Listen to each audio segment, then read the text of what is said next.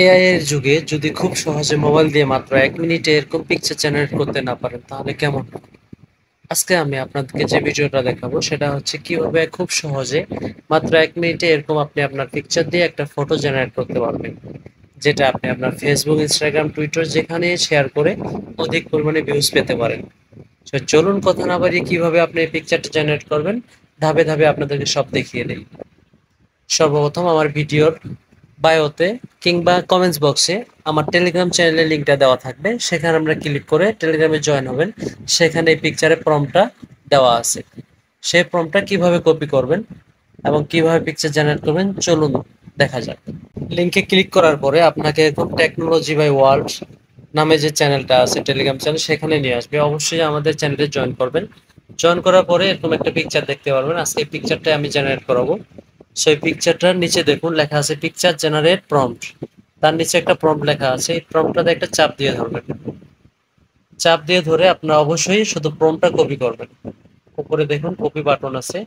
এই যে কপি যে বাটনটা এখানে একটা ক্লিক করলে এখানে প্রম্পটটা আপনার কপি হয়ে যাবে।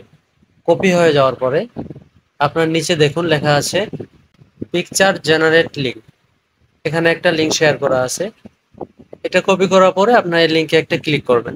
লিঙ্কে ক্লিক করার পরে এরকম একটা পেজ আসবে, Google AI pro and ultra. এই পেজটা একটু উপরে স্ক্রল করবেন।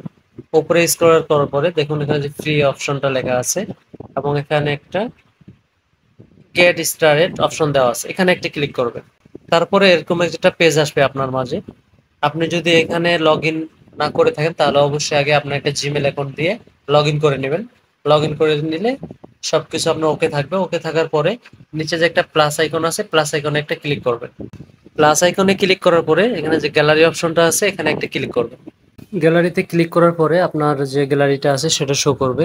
সেখান থেকে আপনি আপনার পছন্দের পিকচারটা নেবেন। আপনি যে পিকচারটা দিয়ে যাবেন সেই পিকচারটাতে একটা ক্লিক করবেন। ক্লিক করার পরে নিচে একটা অ্যাড বাটন লেখা আসবে। এই বাটনে একটা ক্লিক করবেন। আপনি যে পিকচারটা দিয়ে পিকচার বানাতে চান সেটা এখানে চলে আসবে। আসার পরে যে আস্ক জিমিনি লেখাটা আছে এখানে আপনার যে প্রম্পটটা কপি করছিলেন সেটা এখানে পাস্ট করবেন। আমি ওটা এখানে পাস্ট করে দিলাম। দেওয়ার পরে নিচে দেখুন একটা তীর চিহ্ন আছে বা অ্যারো বাটন, এখানে একটা ক্লিক করবেন। দেখুন এখানে লোডিং বন্ধ হয়ে গেছে, তার মানে আমাদের পিকচারটা হয়ে গেছে। এই যে দেখুন আমাদের পিকচারটা। আপনারা চাইলে এভাবে পিকচার জেনারেট করতে পারবেন। এটা ডাউনলোড করার জন্য উপরে দেখুন একটা লোডিং বাটন আছে, ডাউনলোড ডাউনলোড বাটনে একটা ক্লিক করলে এটা ডাউনলোড হয়ে যাবে। ক্লিক দিলাম। নিচে দেখুন লেখা আছে ডাউনলোডিং ফুল সাইজ।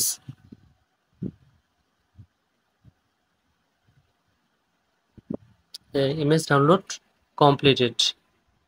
আপনি যদি চান এখান থেকে আপনি এগুলো চেঞ্জ করতে পারবেন। আপনার ড্রেসটা চেঞ্জ করতে পারবেন, আপনার প্যান্ট চেঞ্জ করতে পারবেন, শু চেঞ্জ করতে পারবেন।